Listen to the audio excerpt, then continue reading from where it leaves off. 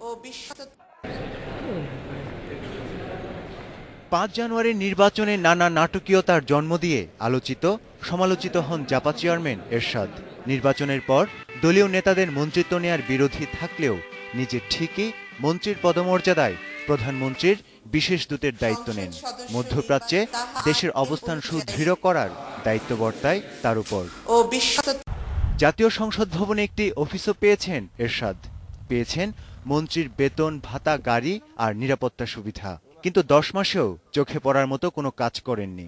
দলের সভা সমাবেশে উপস্থিতি থাকলেও প্রধানমন্ত্রীর বিশেষ দূত হিসেবে যেন হিসেবের খাতায় খোলেননি। তবে কথা মানতে নারাজ দলের মহাসচিব জিয়াউদ্দিন বাবলু। আন্তর্জাতিক বলয়ে বিশেষ করে মধ্যপ্রাচ্যে ওনার একটা বিশেষ অবস্থান আছে। উনি সেই অনুযায়ী কাজ করছে। এখানে মধ্যপ্রাচ্যে যারা কাজ করার পদ্ধতি তো আছে, একটা পদ্ধতিগত একটা প্রক্রিয়াগত একটা দিক আছে।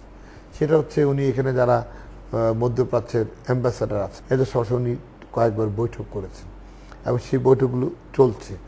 জিয়াউদ্দিন বাবলুর মতে আইসিস সহ নানা সমস্যায় জর্জরিত মধ্যপ্রাচ্য। পরিস্থিতি স্বাভাবিক হলেই কাজ শুরু করবেন এরশাদ। এছাড়া কূটনৈতিক সম্পর্ক উন্নয়নে সময় প্রয়োজন। সরকার যোগাযোগ করে জন্য কাজগুলো করছেন। ওনার অগ্রগতি মানে সরকারের অগ্রগতি, আর সরকার যদি অগ্রগতি করে সেটাও ওনার অগ্রগতি। কাজ চলছে। এগুলো তো কিছু দৃশ্যমান, কিছু দৃশ্যমান নয়। সব কাজই তো দৃশ্যমান হয় না। তবে চেয়ারম্যানের এই বিশেষ দায়িত্বের বিষয়ে দলের অন্য নেতাদের কাছে তেমন কোনো তথ্য নেই। এটা এতই উপরের ব্যাপার যে আমাদের জানার কথা না। সরকার যে দায়িত্ব দিবে সেটা নিশ্চয়ই উনি পালন করবেন। এখনো পর্যন্ত দায়িত্বগুলো পেয়েছেন কি না আমি এটা বলতে পারবো না।